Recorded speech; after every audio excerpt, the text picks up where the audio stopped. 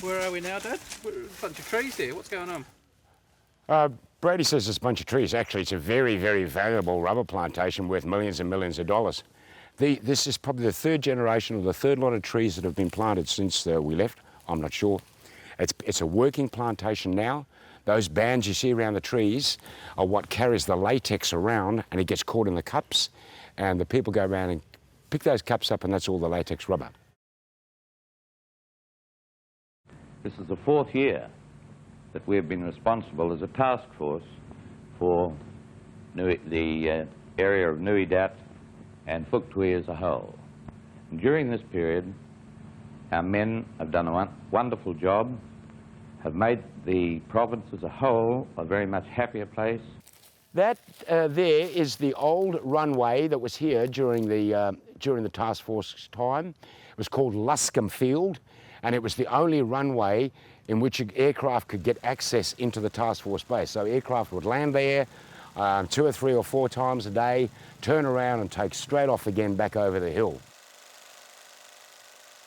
Now it's a road used by the Vietnamese. That is one of their roadways. The bitumen, the basic bitumen is still there, and it's one of the few, if only, remnants left of the task force base, is that particular road. Some veterans come and they steal bits of bitumen off it to take home to Australia.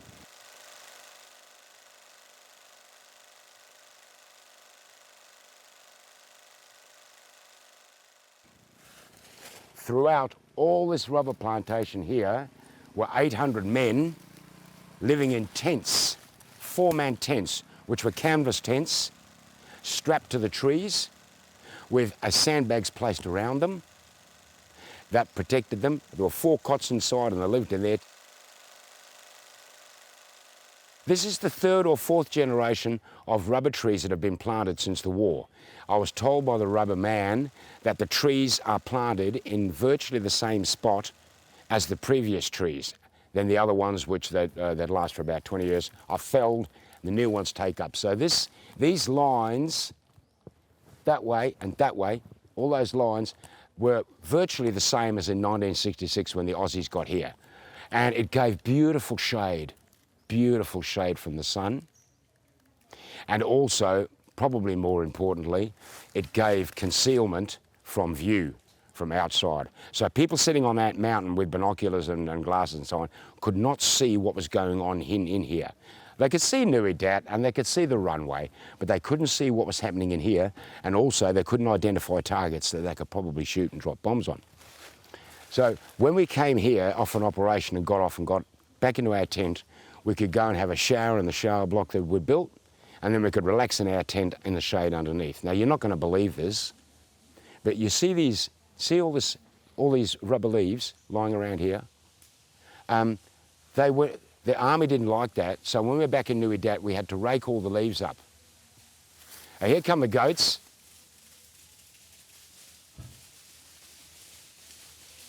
Because they think they're going to get something to eat. Those goats were not here during Vietnam War, God. Is this what it looked like, though? Does this remind you of... Oh, it's pristine. All it's missing is the tents and the other paraphernalia. We'd have a fold-up chair and sit down on a fold-up chair outside the tent, and these were the trees around us. Over there, where that van is, where our bus is, behind that bus were 6 artillery guns, 6 howitzers, and during the day and even at night, those things would go off. Bang, bang, bang, and we just slept through it. Because that's the way you became. You slept through it. They were supporting troops out in the field in trouble. Yeah. And it could happen any time. It's quite pleasant here. It's very pleasant because you've got the coolness, the ambient coolness is here, and also it's got a certain tranquility about it, which could be deceptive. Up and down and in the tents along here, guys had stereophonic outfits, and when they came back, because they bought them on R&R in Hong Kong, like me, and I had a Sansui amplifier, I had a Pioneer turntable, state-of-the-art, I had 2 National 40-watt speakers, and in the tent, I put them into the tent and sandbagged them in, and every guy had the same equipment. and I would play my music, records I had then, with a Sansui amplifier, which was a valve amplifier, great Sansui amp, and I would let rip with Rolling Stones, and the guy down the end would let rip with Slim Dusty and country music. And we were allowed to turn it up as loud as we liked. We had electric power to all the tents with a light bulb, and we jacked a plug off it. But in Nui Dat, at no time during the whole war did we have running water. No taps. We had electric power provided by big American generators that would hum away all night, but we never had running water. Which is the big water tanks at the end of each row of tents. You go up and you get your water and come down, put it into a shower bucket, heat it up with an oil heater, pour it in the bucket, pull the bucket up, stand under and have a quick shower. How did you get a massive stereo out here? Like, did the army bring it out here for you? I bought it on R&R, packed it in 2 big bags and brought it back here.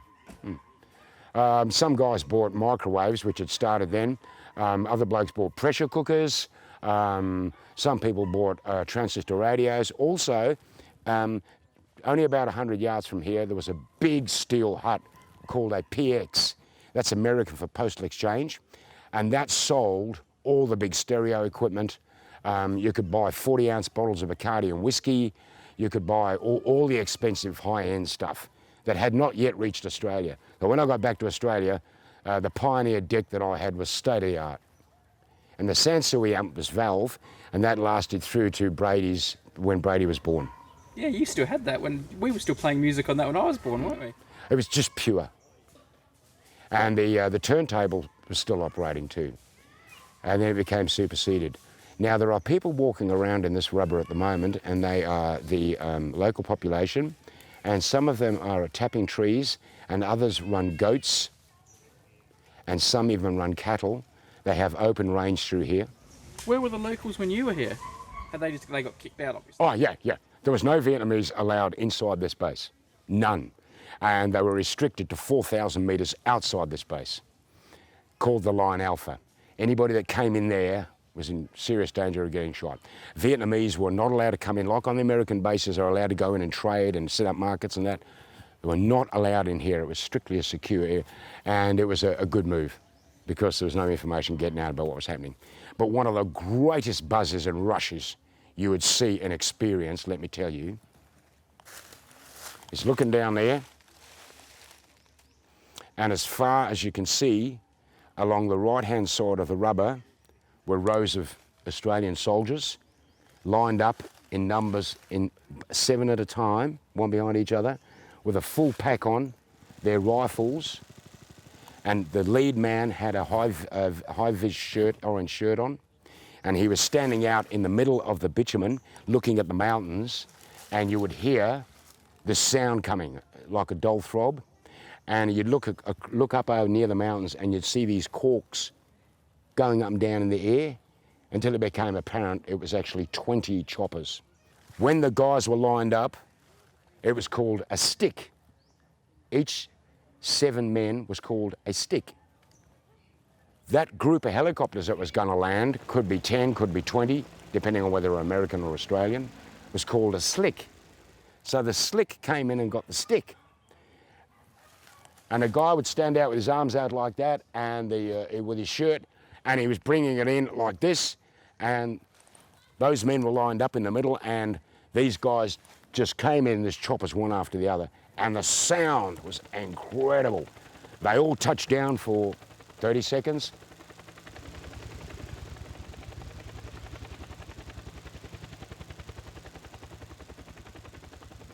The 7 men ran forward, jumped onto it. 7 men per chopper. And then those choppers, that slick, took off, went over the rubber and went out to the great beyond. Then the next stick, well, the next lot of sticks moved up, and the next lot of 20 choppers came in, and it's called helicopter deployment. I mean, you talk about that as though you were just sitting around watching it, but you were sometimes in those sticks. Oh, yeah. Well, I was. What was but- it like when you were waiting? Well, you'd stand and it was just a rush because the wind started to hit you, and as soon as they touched down, the pilot would hold his thumb like that. There were no doors on these choppers. No doors. You jumped on.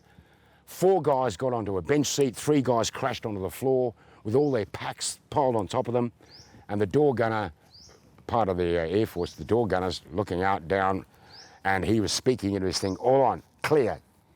And then that pilot just gunned it, and off he went. And that was an amazing sight. And it was an amazing sound. And it was a sound, it's like Apocalypse Now. It was a sound of going to war. So the opposition forces out there in the bush and on the mountains, they would see these dozens and dozens of choppers coming in, and they would say, Australians' operations are on the way. And then they would fly 10 minutes, no longer usually than 10 minutes, and they would split up into 3 choppers running side by side, and you could put your thumb up and wave to your friend who was alongside.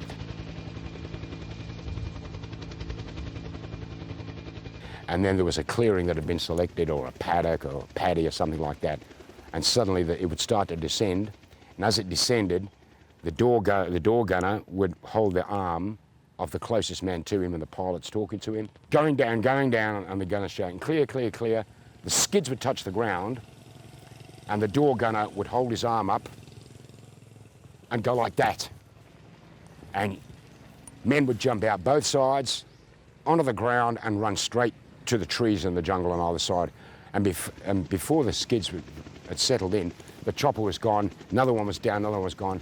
And within minutes, 800 men were inserted. Amazing. You talk about it in a way that has no sort of fear or bad memory to it. You talk about it almost with a fondness or an awe. Like, do you look back at that aspect of the war in quite a positive way? Well, you felt that you were part of a big group of people who are single-minded, focused. And you knew that every guy next to you was going to be with you now till you come back. And you were also, you got this feeling of being a soldier going into combat, because you were. In the Second World War, they probably went in the back of trucks and tanks and all that. We were going, Vietnam was a helicopter war. Thousands and thousands of helicopters took you everywhere. It was, they'd fly you from one part of the war to another part of the war, so you never were able to let down. When your patrol had finished, those choppers had been, got you again, and the commanders might then deploy those choppers to another clearing, and you were dropped off again. So they could move their men around this province so fast because of the greatest helicopter in the world, and that was the Iroquois. Those men that were getting on the helicopters were loaded up with 50 to 60 pounds, in the old money, of weight. And some of them were carrying additional equipment of all different types. The soldiers were so laden down they could hardly walk. I had all that, and I had a dog. Now, my dog, my tracking dog, Caesar, he actually travelled with me. So when a patrol went out, sometimes we'd just go out and we'd be with a patrol, not tracking, but just travelling with them. So there's 7 guys that jump on, and I would run on as well, and the dog would jump on. Caesar had a propensity towards choppers, and he was basically the sound. And he equated choppers with flying and cool air. And he would fight to get on them. And he would jump and pull and wrench until he got on. When he got on, he would lay down and go to sleep. When we landed, he would jump off and jump straight up and try and grab the rotors. And it was a cause of amusement for the Air Force guys. They absolutely loved it. They thought it was so funny. Sometimes I couldn't get the dog off the chopper, other times I couldn't get him on. But he adapted to helicopters like second nature, no problem, I'm up here. And then he would stick his head out and the wind would hit him, and his tongue would be out and all this wind would be hitting him, and he just thought this was fabulous. Did you think, I mean, this is a time when you're about to be deployed and you're thinking, oh, maybe I'm about to get shot at and I'm going outside the wire, but at the same time you've got a dog doing something quite cute. Like, how much is this, isn't my dog fun, this is cute, and how much of it is... Well, the other soldiers thought it was great because Caesar was part Kelpie, and they thought Caesar was just a connection with real Australia and Australia. And they would pat him and want to walk him, and he'd tug at him, which they weren't supposed to do, but they did. But that dog also was a curse because everywhere he went, out on patrol. Everywhere we went on patrol, we would be forcing our way through the jungle, and then we'd get tangled in the bush, and I would have to feed him and make sure that he defecated in the right place. And sometimes we got hooked up, and I had to carry his water. But the other diggers carried extra water for the dog and carried cans of dog food. So we accommodated him. And other soldiers had mates they teamed off with, buddies. I didn't have any buddies, I had the dog. You loved him though, didn't you? Oh, yeah. Yeah. We did love each other in the end. Yeah. But he was like a male mate friend, only he couldn't talk. In my back, and I went deaf. My ears popped in. I lifted about 3 feet off the ground here. I went up and forward, and my rifle went straight into the sand, and I was on my face sucking dirt. And I couldn't hear everything. Everything was just singing, zing, zing, zing, zing.